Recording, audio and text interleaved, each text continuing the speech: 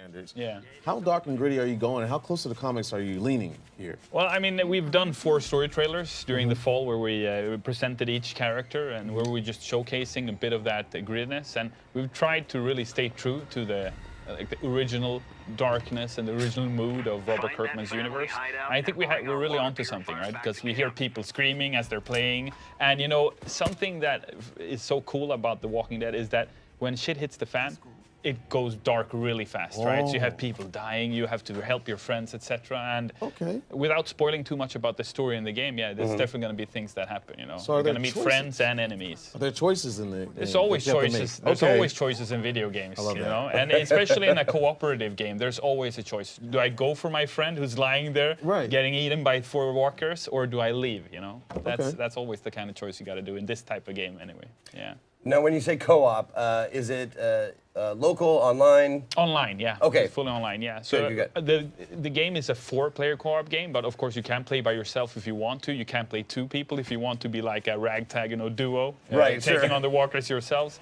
And that we're probably going to have people do that, you know, because in a post-apocalyptic setting, everyone has their own idea how to best survive. And that's what we want to give players the opportunity to try to explore. Okay, you have 4 unique characters. Do they have any like special skills? Yeah, they do. Yeah. So it's an action game, but making games, we also love making games for hardcore players who love to, you know, change skill trees and try different weapons that have different damage outputs, etc. And it being a 4-player game, you can combine, right? So you go full-out tank with Aiden, you know, the architect who favors the baseball bat.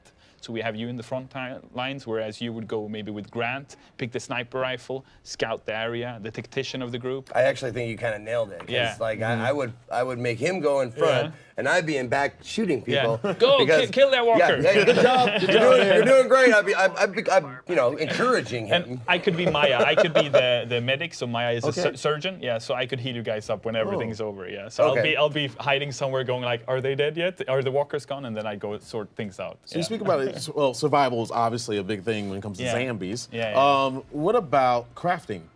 Crafting is a big part of the game as well, yeah. So as you walk into Washington, D.C., you're going to have to find gadget pieces, scrap metals, etc. And these are then used to create different things, everything from the weapons that you use, throwables, etc., to other things that you need in the camp, etc. Yeah.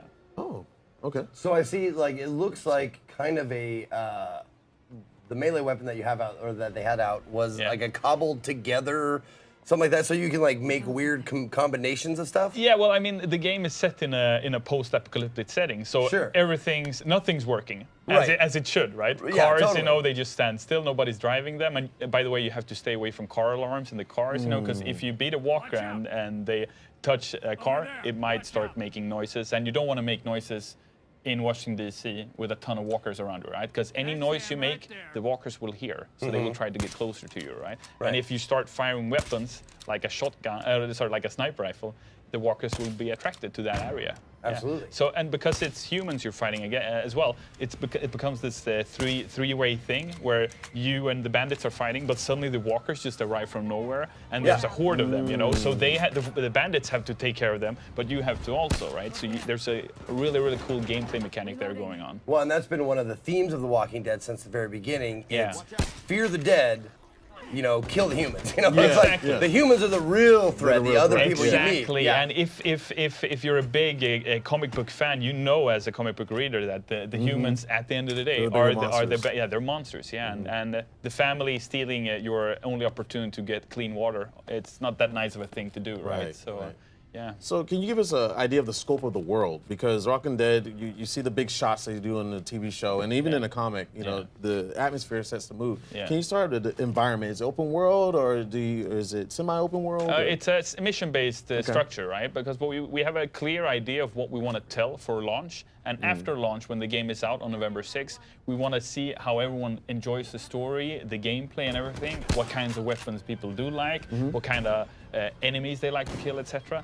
And based on that, we're going to do something we call like a lifeline for the game. So with Payday, the bank robbery game we made, we still work on it 5 years down the line. And the reason is we care. You know, we built a game, we built a world that we want players to continue experiencing. So it's less of like a movie, if you will, and more of like a TV show approach, where we just continue post-launch and just continue to add stuff.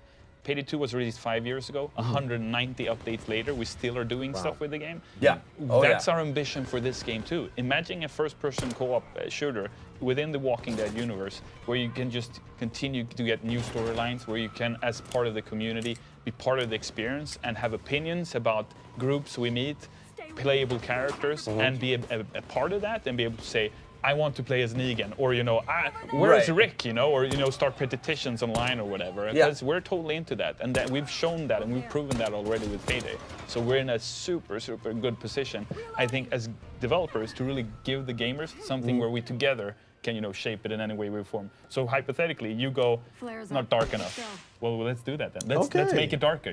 Let's that. make it grittier. Let's kill someone off or whatever. It's up to us. Together with Robert Kirkman, of course, as well, because we want to make sure he's on, before we do anything weird. But yeah, that's the beauty of it. So yeah, a great opportunity for anyone who's into Walking Dead to just jump in and kill some walkers. Now you said it's mission based. How does is there a storyline that progresses? Yes. Oh, there is. Yeah, Okay. there is. Okay. Yeah.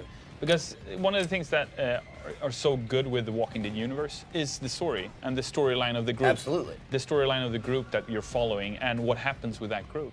So there is a storyline that we are following, and without spoiling too much, some of it can be experienced here at E3 as you play the mission that is available here. Okay. And obviously the rest will be available as we come closer to launch and when people get to play it themselves.